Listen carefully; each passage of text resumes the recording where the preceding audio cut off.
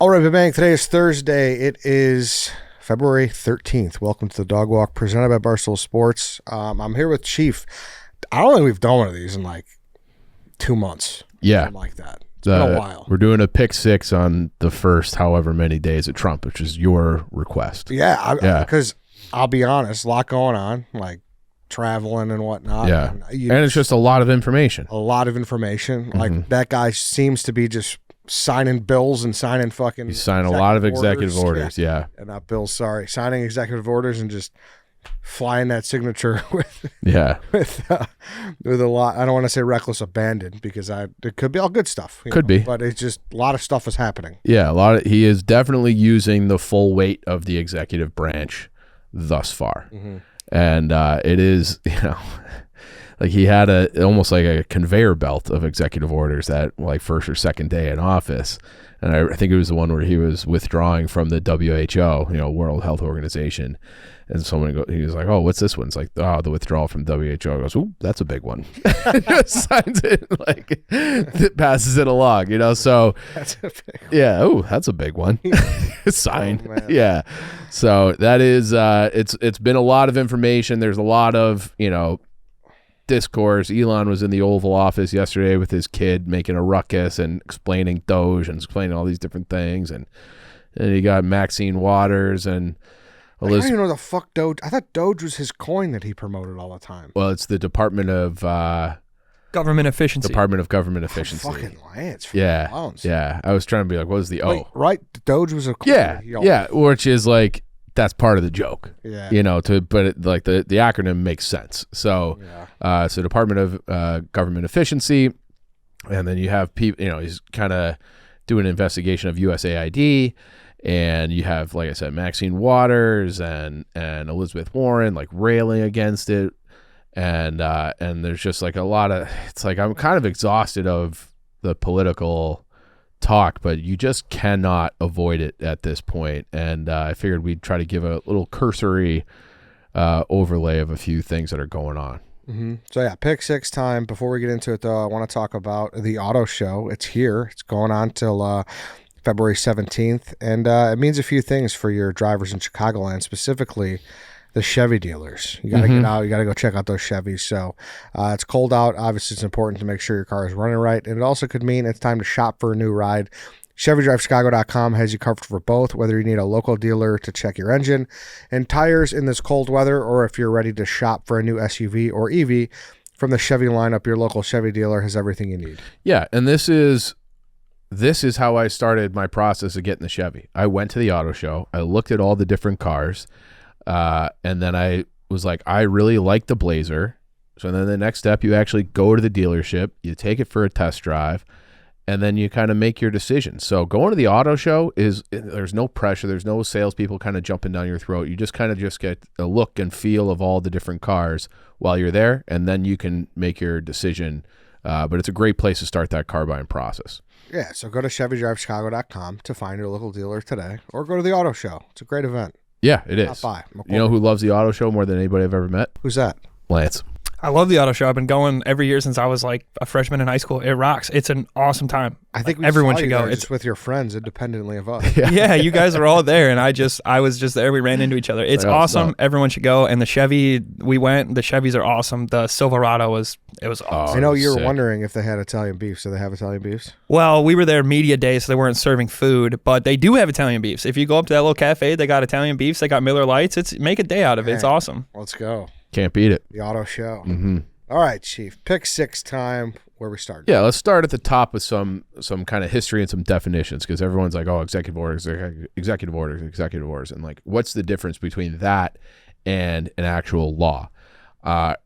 Functionally, there is no difference. Once a president signs something into law, so long as it is constitutional with executive order, that does become the law, and the executive branch is able to enforce it under the president's authority. So it is a law. The difference between that and, like you said, a bill that gets signed into law, is passed by Congress, that becomes codified. So if you're, and this has happened because we've gone, Republican, Democrat, Republican, Democrat, Republican, Democrat the last, my entire life, that the incoming administration if there's something that is signed into law by executive order, the new president coming in can just, by the stroke of the same pen, undo just zip it right away. That's no longer a thing. So we saw Biden do that to Trump, and now we've seen Trump go back and do that to Biden. And, where Biden kind of dismantled his whole immigration policy. And then now Trump is kind of undoing some things that Biden did and reinstituting, and then even doubling down or tripling down, however you want to look at it, his own immigration policy. So there is a lot. So when it's codified into law and voted through and passed through Congress, in order to have that law removed, you then have to do the same process. So I've seen people, that's been a criticism, like, oh, it's all just by executive order. It's just by executive order. And like, this isn't democracy. Well, I think the pushback to that would be, this is what Donald Trump ran on. He ran on, he had talking about he did this the last time, they drained the swamp. We're going to make this more efficient. We're going to cut spending. We're going to root out the corruption and the fraud and the waste and all that. And then he has employed Elon to do it. And they are in the process of going through that. So it's like, it would be better, in my opinion, if everything went through Congress. It's hard to get things through Congress. There's a reason why Congress's approval rate is like 11% historically, no matter who's in office. They're like, these guys fucking suck. Mm-hmm. And so they're doing it by executive order. And I do think, probably a goal for a lot of these policies would be to get these enacted. So get them in now, and then, in the next 2 to 4 years, get a lot of these policies codified by Congress. I think that has been a stated goal. And this is not anything new, executive orders. Every president uses these. So the most ever was FDR. He had 3,721. He was in office for like 16 years. He had 4 terms. It's a lot of executive orders. Truman, who followed him up, 907, and then just others in more modern times. Reagan had 381, Clinton had 364, George W. Bush 291, Obama 276, Biden had 162, and so far at the time of this recording, Trump's second term, he has already signed 63 executive orders. So he's getting fucking carpal tunnel signing these executive orders. So that is kind of the difference. If people are wondering, it is one thing codified into law by Congress and has to go through that process and what that looks like, and those become much more difficult to be removed versus the executive order, which any president, they can have a Sharpie off basically as they're leaving office. So tug of war. Yeah, basically, yes, that's a good way to look at it. So where if it is signed into law, then that is, it's a more difficult process. So and then for the second one here, just some like kind of a list of the more, we'll say, prominent ones, or ones that are getting more publicity. We did talk about that withdrawal from the WHO. I don't know exactly what that's going to look like, but I think, after the whole COVID experience, I think he has at least the political capital to do that one and be like, fuck these guys. Like, that whole thing was a mess. So he did that. He has put 10th Mountain Division and some Marine divisions at the border as a means to slow down illegal immigration and drug flow and all these other things. Like, they are putting the U.S. military on the border. I think that's the first time I can ever remember that happening. Maybe, going back to the Mexican-American War or something like that, we might have had troops down there to seal off the border, but it's been a long time, so he's doing that. He declared a national energy emergency, which kind of fast tracks just different energy projects. And that could be from, he always says like the drill baby drill, but that could be for green energy deals as well, if they want to, bypass some regulations, because that is a stated goal, is to lower energy costs. And we'll get into why that's important for his broader economic plan. He did ban biological males from women's sports. That got a lot of pump and play in the media. He has said that drug cartels can now be deemed as terrorist groups. So, with the George W. Bush, the war on terror, it's just like, hey, like ISIS, Al-Qaeda, whatever, like, we are at war with you. We don't care where you are necessarily. We can take you out.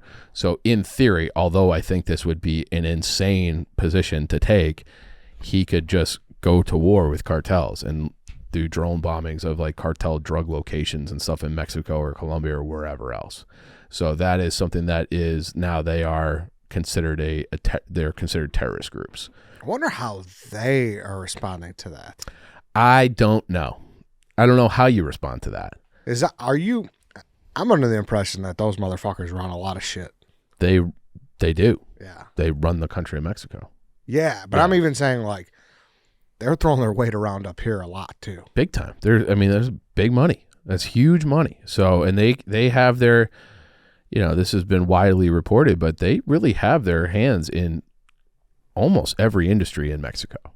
So whether it's avocados or it's tourism or it's tequila, drugs, whatever it is, manufacturing, like because they have so much money, they can buy up all these other businesses. So they have some legitimate businesses and they have other illicit businesses, and they're able to do that. And then, they are also, I saw a report today that it was the lowest border crossings. I think it was like pre-Reagan. Okay, so it's like the border crossings in the first however many days he's been in office have now slowed to like a trickle, and that was also a source of revenue for the cartels, where they're doing human trafficking, and I don't mean that in like a like a prostitution way necessarily, although there are claims that that's been a problem. I mean it as like, hey, like I'm a person from wherever, I'm paying you to shepherd me over the border and my family. Yeah. So that's, and then there's also attached to that, if you get caught doing some of these more heinous acts as the cartel, then you can face jail time, like hard jail time. So that all of that is different, and that has slowed it. So I'm sure they're not happy, but I don't think there's been any like incursions or drone bombings into Mexico or anywhere else. So, but it would not be the first time that U.S. agents have had gun battles in foreign countries with cartels. I mean, it's always been a little sticky, but like the DEA, like anybody who's watched, what was that drug show on Netflix? Carlos Escobar. Narcos. Like if you've seen that, like, like we've had federal agents getting into violent altercations with people from cartels. So this is a little bit different if it's the military and it's like a widespread thing and we're using drones, but theoretically that is on the table now through that executive order. And then the other one that's getting the most pushback is that he ended by executive order birthright citizenship. And that's one where people are challenging it under the fact that it might not be constitutional, because in the 14th Amendment, it protects civil rights and citizenships. It was passed in 1866. It was ratified in 1868. And it like the citizenship says, it grants citizenship to all people born or naturalized in the United States. So that has been a thing with immigrants, where they, the term, I don't know if this is a slander or not, but they would say it's an anchor baby, where it's like you cross the border illegally when you're close to giving birth, you give birth, now you're here with your child, and your child's a U.S. citizen. So that's something that he is ending. I'm not a constitutional lawyer, obviously. I'm a guy on a podcast, but it does seem like that one might get blocked in court, because it does appear, at least on the surface, to violate the 14th Amendment. That was the one I think surprised me the most too. Why is that? I don't know. I feel like all the other things, like you said, like it's the platform he ran on. Yeah. I didn't ever hear that being a... I'm not surprised by that one. Just because... I'm not saying one way or the other. I'm just saying. Yeah, I'm not surprised that he's attempting it based on his stated immigration policies. But I'm surprised he doesn't necessarily have... Because it does seem fairly obvious that it's breaking the 14th Amendment, or it's in violation of the 14th Amendment. So without having, you can't just do that with the stroke of a pen. And you would think that he would have lawyers and a ton of people and his constitutional lawyers on his team and in his cabinet be like, we're not going to be able to do this. Yeah. So that one will have to go to court. So I think in the meantime, he's probably able to act as if it's legal through executive order until it gets struck down by the courts, and then they'll have to appeal or whatever, or try to ratify, re-ratify, or rewrite that part of the Constitution to get that kind of over the goal line. Next thing we're talking about would be Trump's larger economic plan and some stated plans, which is it's complicated and it's there's a lot of moving parts. We'll try to break it down as quickly and easily as I can. But people have talked about these taxes and tax cuts. There's a lot of talk about tariffs, a lot of talk about energy, and then D.O.G.E. And it's like you really have those four things working in conjunction to get it seems like a newer, at least for the first time that I can remember in my adult life, and especially Trump in his last term when he was elected from, so he was in office 17 to 21, January 21, where remember how he was like the stock market's up, the economy's booming, all that kind of stuff. And the way that his Treasury Secretary is laying out this plan, it makes it seem like they're moving away from using the stock market as a barometer for economic success for the country. And I think that is I think that's a good thing, because I would say that, Trump got elected as a populist candidate where you had it's not necessarily the 1%. So if the stock market's going gangbusters, that's really great for the 1%. The top 1% of wealth owners in the United States own 50% of all stock. The bottom 50% only own 1% of stock. Okay, so it's not, and then everybody between that. Okay, so from not everybody, but a lot of people from the 51st percentile up to the 1% in between. Most of those people only own stock through their retirement plans, be it pension or a 401k. So, well, yes, you do want the stock market to be good and thriving and all that. I think his base is more poor people who don't benefit from the stock market going up. They actually probably, in many cases, are hurt by that because, and we've talked about this a million times, where it's like, oh, well, our stated goal, I'm making up a numbers, and this is a fictional situation, but this happens all the time, where it's like our stated goals for our company earnings, we were projected to have 30 million in profit. Well, we only had 28. So the stock goes down. And so what do they do to kind of balance that out? They lay a bunch of people off who had nothing to do with the performance or the projections or anything like that. So it's like the lower and middle class get absolutely smoked. Or they raise prices, and then the consumer, we're the ones who have to pay for it. Right. Yeah. And that kind of gets into the next part of this, okay, which is the tariffs. Great. So what's the way they're going to do it besides so the now, market? Okay, great. Sorry, I skipped over that part. Yes. So now they're looking at more of like a 10-year yield bond, the Treasury bond. And you want those rates to be lower. So when you have that lower, that means the economy, like the U.S. government, they're borrowing that money, okay? And that impacts your mortgage costs, it makes your auto loans, your ability to get money to start a new business, all that sort of stuff. If you can have these economic factors that drive that price down, that rate down, then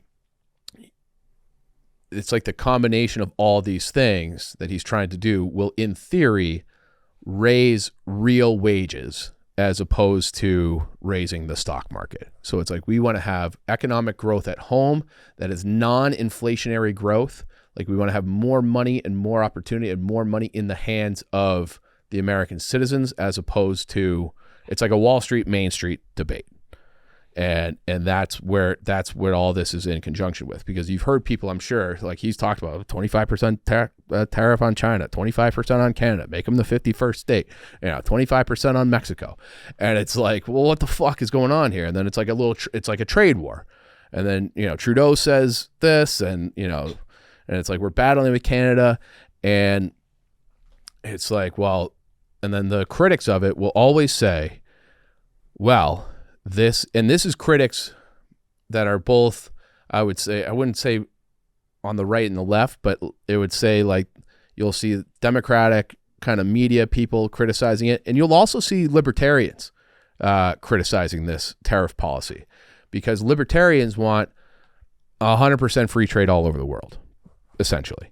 And Democrats are kind of just going after Trump. So you have there's on this particular issue, libertarians are almost strange bedfellows with with kind of the Democratic leadership. And they're basically both saying that if you have these tariffs, the costs will be passed on to the consumer, which in many cases would be true. And I think that is why you're seeing this combination of things where Trump has talked about getting rid of income tax. Like, I don't think that'll that's not in his latest proposal, but he has significant tax cuts in the proposal that equate to, across the board, $4.5 trillion in tax cuts is what he's proposing. Now, he's also proposing $1.5 trillion in spending cuts. So you got a $3 trillion gap. And this is the other thing that always drives me crazy. Okay, so Elon with Doge, and this is another factor that this is outside of the 1.5 in cuts. So there's like the Doge stuff. My understanding is that it'll be in addition to this on the books. We're cutting out this 1.5. Elon says that he can get spending from 2 trillion to 1 trillion through Doge. Okay, so $1 trillion. Do you know what that government spending level gets us back to? What year? I don't. 2017. Okay, so he's trying to, the goal, the immediate goal is to get spending levels of the government back to pre-COVID. And this is what always happens. We have some kind of crisis, we have insane government spending, and it's both parties, it's everybody for my entire life. So 9/11 happens, we better create the Department of Homeland Security, we're going to go into Iraq, we're going to have a shit ton of spending, and it's like, well, and then we never return to like the baseline. Whatever huge growth in spending the government has, that becomes the new normal. And that's why you see like inflation and the debt, and it's like we're trillions and trillions and we can never pay for anything. It's because we never go back to what was the normal. And then same thing, we had the mortgage crisis. Okay, we got to have a shit ton of spending. We got to bail some people out. We got to bail out the big banks. We got to do all this shit. And then the spending, that's the new normal. Even though like the crisis is gone, but that becomes the new normal. And then the debt just keeps accumulating. Now it was COVID. We had a shit ton of, you printed a ton of money, gave out a ton of money, tried to get us through COVID. You shut all these business downs. You had a lower tax rate or tax basis because you had a lot of these businesses failed because of COVID. And well, and inflation goes insane, but now like this is what the government spends, and it's like that drives me fucking crazy. We should have had there should be like a balanced budget, and it's like it's a very kind of meatball-y thing to say, and I'm sure people will be like, well, we can't. Like, you fucking can, and it's a very complicated thing, but you should be able to. Like, the U.S. government is the biggest and most expensive organization in the history of the world. And we have all this like insane spending on things. And that is where Doge is coming in and trying to find, waste, fraud, and abuse. And that's where it's like the next kind of category is USAID. And USAID is, it's been getting a lot of notoriety lately because it's been a target of Doge and Elon. And it's in Trump's crosshairs. And then you had this guy, Mike Benz, who has been on Tucker Carlson and on Joe Rogan explaining what USAID is. And people think it's US aid. It's really... That's how I read it first. Well, and it is. And I think that's intentional. Yeah. Because people think, like you want to get rid of charity? You want to get rid of aid? It's like, that's not really it. Some cases it certainly is. But for the most part, it's not. It's like a soft power mechanism to exert either good relations or in some cases to try to, destabilize countries so our own economic needs are met. It's like a tale as old as time, going back to like banana wars and, banana republics.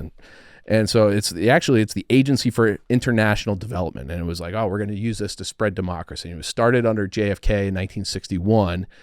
As he kind of used it as a counterbalance. So he started that, and he started Peace Corps, okay, because he didn't want the American abroad. The first thing that popped into somebody's head was to be a soldier with a bayonet. That was one of his quotes. So he wants to have these other organizations that spread American ideals that aren't the military. So you had the Peace Corps, which I think everyone knows what that is, and then USAID, which is kind of like a diplomacy arm of the State Department to kind of wield U.S. American interests and power in these far-reaching places. And over time, it's become just basically, very intertwined with the CIA, who Kennedy obviously hated. And I think there is an argument that it could be a good thing for the United States to have an agency like this, where we can use it to get a good trade deal. We can use it to advance like what's good for Americans. But it is a fucking loser because there's so many like spending programs with huge numbers attached to it that are coming out now. So like people on Fox News can just rattle these things off, and like some of these things are like $20 million for Iraqi Sesame Street. Okay, like they're spending $20 million to produce Sesame Street in Iraq. Why the fuck are we doing that? Okay, that's legitimate. Yes.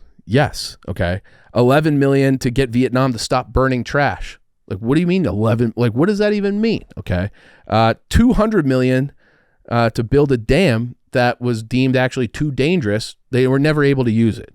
They spent $300 million on different projects in Afghanistan. They spent a shit ton of money in Afghanistan to get them to stop growing opium, and here's how you grow other crops.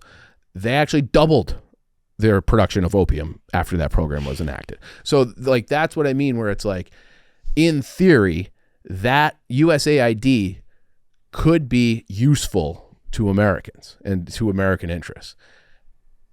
However, it ain't in many instances. So it's like you have to go through all these, almost like a line item thing, like explain why we need 20 million for fucking Moroccan dance, like, and they have like all these countries are getting aid all the time. And a lot of times the countries don't want it because they know that it's not just free money for these different programs. It comes with strings attached. So you see other countries being like, yeah, like we're fucking good. And we've talked about this with China before with that Belt and Road Initiative, where like this is sort of our way of doing that, where it's you're influencing soft aid and soft power, but it comes with strings attached.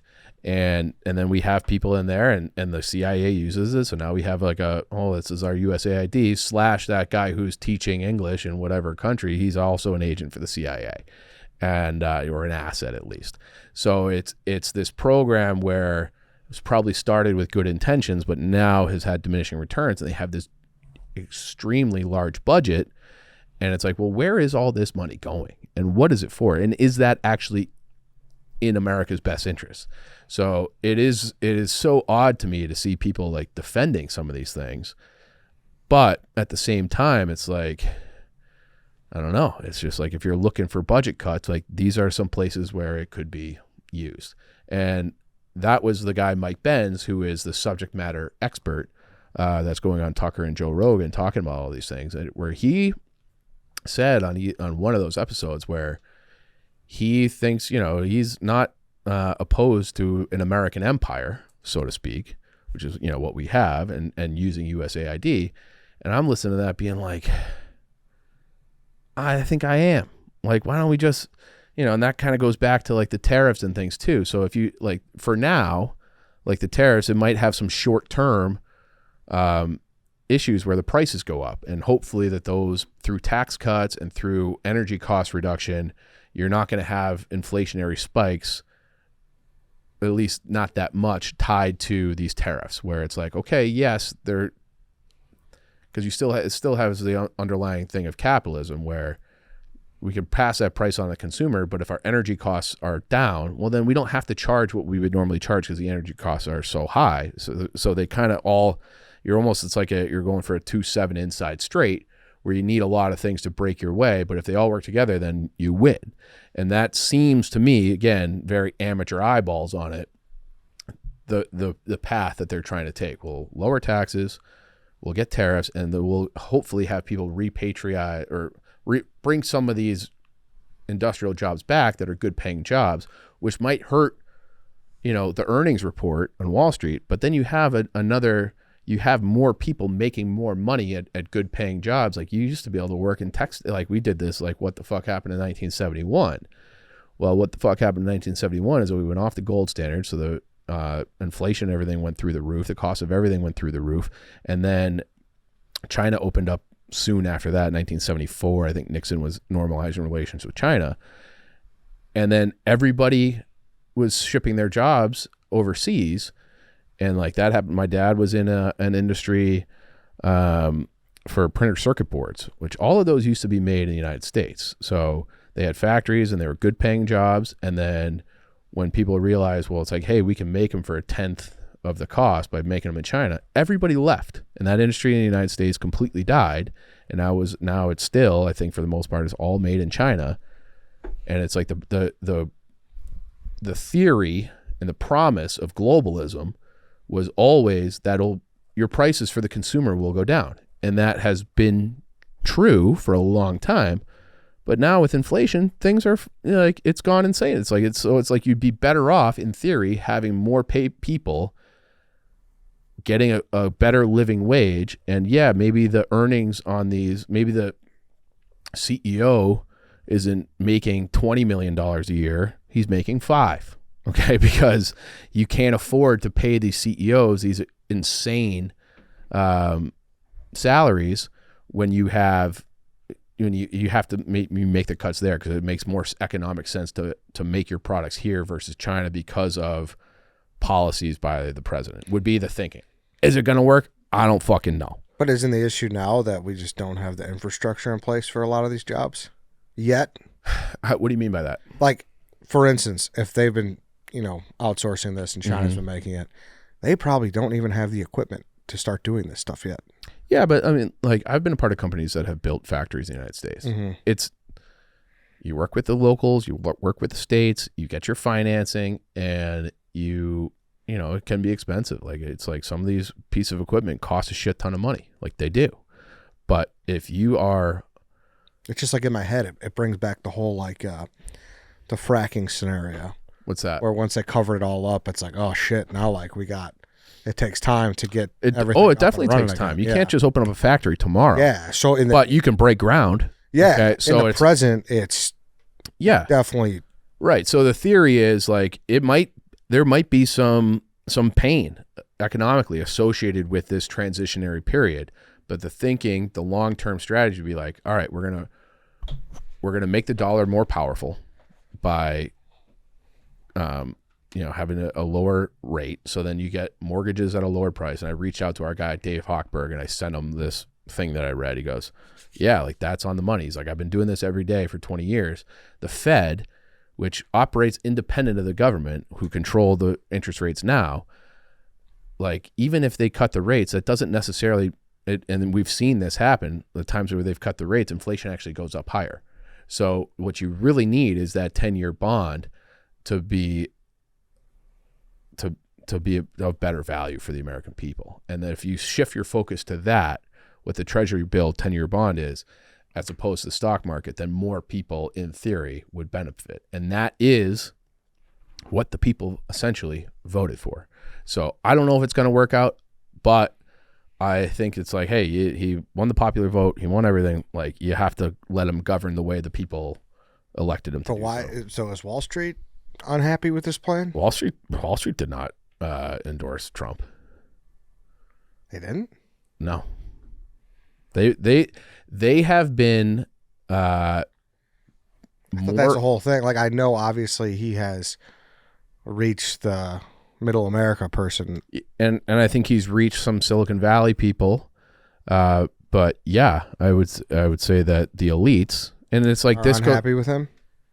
Yeah, I mean, you look at, I think he swayed a lot of people in that quote unquote elite category, but I mean, Kamala raised way more money than him, and it wasn't raising it from middle America, and I think there's been like a paradigm shift of who belongs to what party, who is the base of which party, and that really switched under Clinton, because Clinton, and that's the other funny thing, I've been seeing these TikToks of like Clinton and Al Gore saying and some Obama, like almost parroting things 30 years ago that Trump is saying now that people are so outraged about. But it's like things have changed, and party allegiances and values have changed. But when Clinton came in, It's so crazy. It is so crazy. That it changed like that. It is. You could have told someone that. Like, imagine someone is in a time machine, they get out now. Well, even like that. Did you see the Elizabeth Warren little rant about RFK Jr. during his confirmation? I did not. So obviously he's got very controversial takes about vaccines. And she had the gall to be like, these pharmaceutical companies are operating on razor thin margins. And if we have to make them have the product be safe and do testing, then they're not going to be able to afford it and they'll get out of the vaccine business, which is what gave them coverage when Reagan signed that into law in 1986, where it's like they don't have to have the same standard of safety and testing that every other drug does. And they are, though that particular product is, you're not liable. Like there's just a different fund. Mm-hmm. And it's like, well, like Elizabeth Warren is trying to tell people that the pharmaceutical industry doesn't have enough money. Like she's supposed to be like the tax the rich, the go after the elites, the powerful. And it's like, whatever you think about vaccines, her argument about that in that instance was like, who the fuck is even talking right now? Like that's not the person who ran for president before. At least it didn't seem like it. It's just like that was a wild, like make a better argument than the poor pharmaceutical companies don't have enough money to operate. It's like that's fucking crazy. Yeah. That's fucking crazy to me. Like you can make a good argument about why he's wrong. That ain't it. That's not the argument. That they're like the poor pharmaceutical companies don't have enough money. That was so like infuriating where it's just like everybody is so full of shit. Everyone. Yeah. My entire life, I feel like I've been lied to by these people about everything. Forever. 9/11, Iraq, the mortgage crisis, COVID. It's all been bullshit my entire life. And so I don't know anything. I'm willing to try something new. Like let's just if all those people are saying one thing, that makes me think that the actual answer is something else. Mm-hmm. And I'm not saying that Trump is the something else.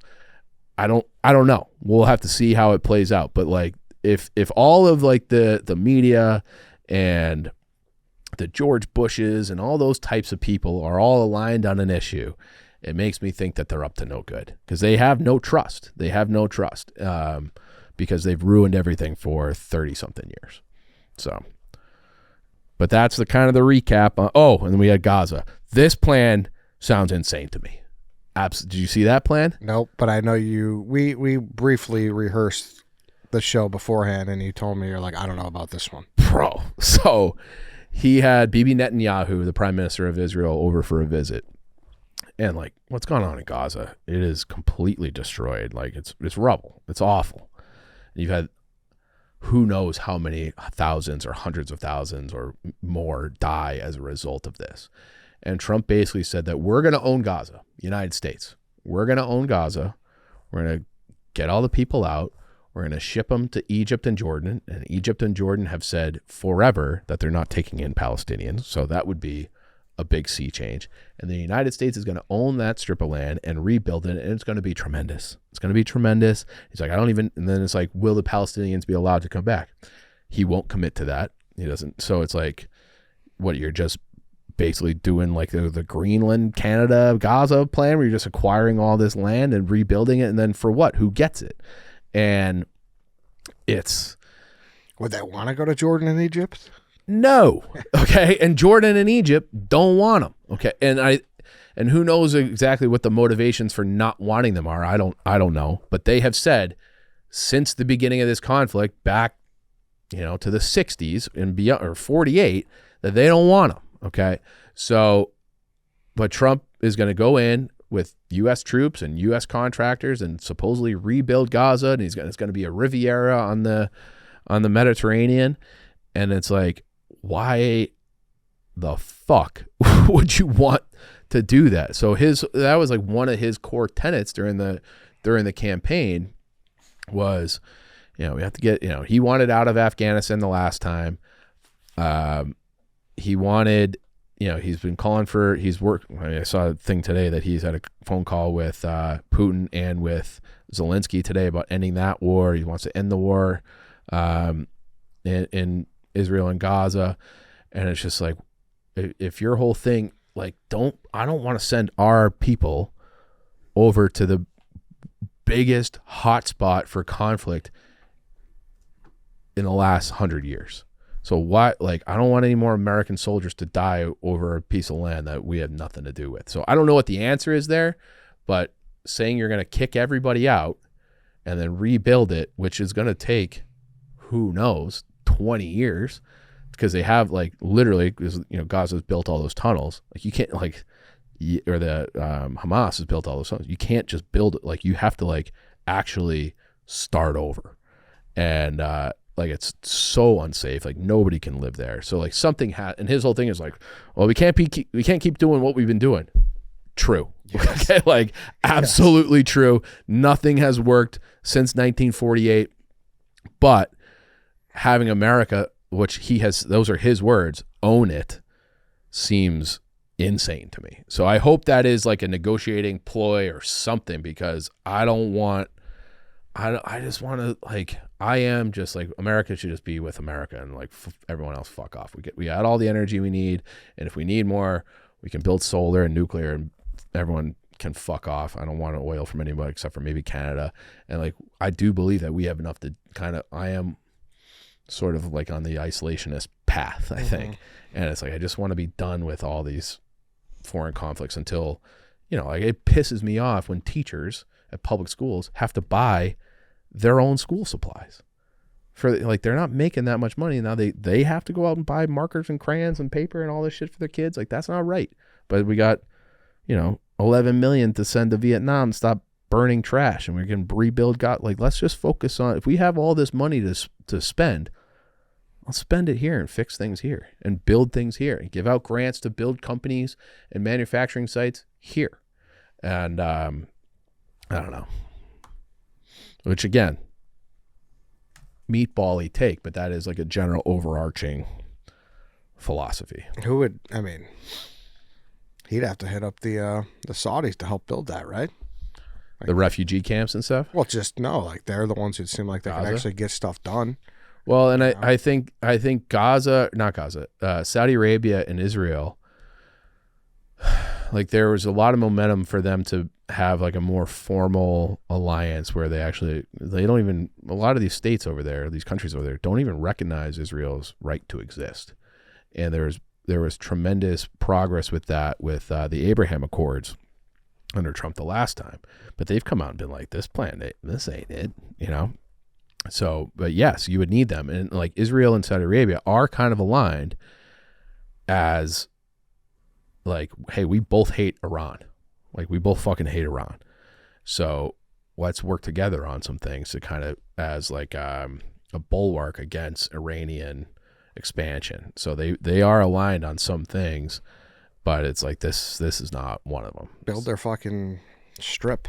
The line. Yeah, the line city there. Yeah, like, honestly, like, figure something out. And that's that, like, I don't know, like, that plan just seems both wrong for us and wrong for them. And it's just, we gotta, I really hope this is like some 4D chess thing, but he has like doubled and tripled down on it since that initial comment. So we'll see.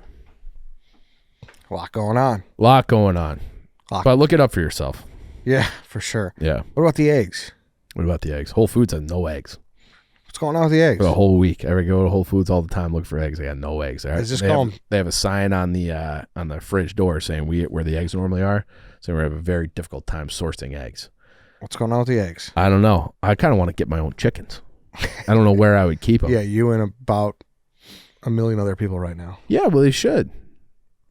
You can control what they eat, because even like those, like the Vital Farm eggs, which are pasture raised, like, they're good quality eggs. When you test them out, they still have a lot of bullshit in them, because they give those chickens additional feed, so they have like a different sort of, like, I'm blanking on the word for it now, but they're not as healthy as an egg if it was truly was living on a chicken diet, which is worms and bugs and shit like that they eat, as opposed to corn and soy. and it like feeder filler, which sometimes you need through the winter. But yeah, I would like to have my own eggs, my own A little coop. Yeah, like a little mini farm. That's why I do like the hunting. Like I've been eating a lot of deer meat lately because I got one. Resourceful. Dave didn't. You got one, Dave didn't. Yeah, that's 2 I got this winter. Put it in the papers. Yep, I'm a better hunter. I wonder if it's going back to when. Remember, we did a couple shows about the fires. Well, California? Yeah, remember there were fires in with all these different. I don't know that. Like, there's so many things that are like that's really fucking weird. That all these kind of food production, eggplants, different things were just catching on fire, and it was like, hey, that's just these are old buildings and bad infrastructure, and it's unlucky, and it's like, okay, but that's still really fucking weird. Yeah. That's like somebody should look into that. It is also. It's like the kid who shot Trump. Whatever happened with that? Nobody knows anything about this guy. Social media was scrubbed. He didn't have any silverware in his house. Like the house was scrubbed. What was that? Yeah. What was that? But no motivation, no known motives. That's insane. Like when the guy killed the United Health, Luigi, whatever. Yeah. We knew everything about him within like 4 hours. Yeah. Well, and there's sadly, it's not the first time that's happened. What? When it comes to someone like that. I know, granted, this deals with a president, but, we still don't know anything about the Vegas shooter, really, And Agreed. Yeah. Okay. So it's like, what is going, like, how can that be a thing where, imagine your kid was at that place in Vegas and you still like have no justice and you don't know anything about anything with that after all of this time. Mm-hmm. That would drive me insane, I think. And it's how that's the thing where it's like there just seems like there's no accountability for people in power, and whether that could be in the private sector or the public sector, where there's just, if you're at the top, you're basically untouchable. Mm-hmm. And like the Epstein stuff and all, like everything, it's just like, if you're in that upper echelon, like you are untouchable and you can do whatever you want and get away with anything. And it's just like, the American people don't have a right to know, or we can't handle it. We still don't know about JFK. Yeah. And it's like, those are coming back. I am looking forward to that. We're supposed to be getting stuff about that in the next couple of weeks. So we'll see. We'll see if there's anything blacked there. Out. What? All the interesting shit will be blacked out again. But they can't. You can't promise. That's what happened last time. What do you mean last time? Remember, they released like a certain amount of documents, and like a lot of shit was still blacked out. Yeah, but I this time better be fucking different. This time, don't get your hopes up. Is all I'm saying. My hopes are not up, but I will be furious if we get like, oh, we don't. Here you go. Like, we don't know. We gotta know. We gotta know. We have a right to know. Like, that's the other thing. The government works for us. They only operate on the money that they take and tax from us. So they are supposed to be, it was like that old, I think it was a Thomas Jefferson quote, where it's, if you have a government that fears its people, you have liberty. And if you have a people that fear its government, it's tyranny. Like, that's true. Like, and we are the ones who elect them and give them power. But it's like, as soon as they have power, they use it for like insider trading and covering shit up. And like, nobody actually works for the people. What's D.O.G.E term again, Lance? Department of Government Efficiency. Yeah. Nailed it. I was struggling for that. I was like, what is the O? It's of. Yeah. Yeah. Well, I'll tell you what, D.O.G.E could roll into the city of Chicago. We could use it. Yeah, I mean, they had Holman come in here trying to round up people. Yeah, but that's what I mean. There's waste, fraud, and abuse everywhere. And it's like, if you clean up, and it's that, so there's something like, this is directionally correct, okay? But it's like, of the 20 richest counties in America, there's like 4 or 5 of them are in and around Washington, D.C. Washington, D.C. doesn't produce anything. New York has Wall Street. San Francisco and Palo Alto, they have Silicon Valley. You have other, manufacturing hubs that actually, or oil places that actually do shit and produce things. Everybody that's making millions of dollars in D.C., it's a grift. They're politicians, they're lobbyists, they're media people. They're just getting by on corruption. Yeah, that's what I saw. Like how many people on $200,000 salaries or whatever are millionaires? It's like, how did that happen? Yeah, exactly. Like Elizabeth Warren's worth $12 million. So how many book sales did she have? Like figure that one out. So there's a lot of things like that. And it's like, and that insider trading thing with Nancy Pelosi has become the face of that. But if you actually break it down through members of Congress, they're all doing it. Like they're basically all in on this insider trading scheme. Like Nancy Pelosi was the first one to get out of NVIDIA. Like she knew about that well in advance. So she made millions off of that. And then when it crashed, she was like, oh yes, well, sold that right before the new year. Like got out of that position. So it's like that, like Martha Stewart went to jail for less than that. Like get these people in jail. Like they should be in jail or at least impeached if you're doing things that are against the American people, which is what they're all seemingly doing. Yeah. And I say D.O.G.E in Chicago in regards to the budget because obviously we have. Of course. We're fucked. So. Right. And there was like that report that it was like they spent $59 million on, housing migrants and they're in luxury hotels. And it's like, well, 59 million, like, and there are so many poor people that are born. It's like we gotta, like, if we have this money, let's take care of our own people first. I know, but that's where my antennas always go up on shit like that. Like to me, that's like a deal with some fucking government official and the CEO of luxury hotel X. And it's like, hey, we give you occupancy at your highest rate for. Yeah. And it's like, I remember there's a classic example of who's the guy from Kentucky who was Speaker of the House for a long time? Mitch McConnell. Yeah. He brain just shuts off. But he was the most vocal guy about Obamacare. Like they can't ever do this, can't ever do it. We can't have it.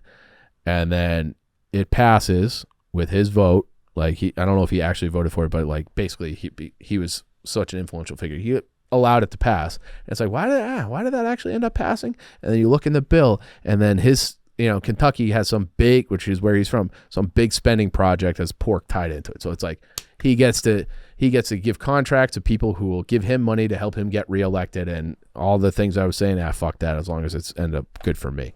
So. Crazy. And I don't even have an opinion about Obamacare, but like that type of shit, like that horse trading for your own self-preservation and your own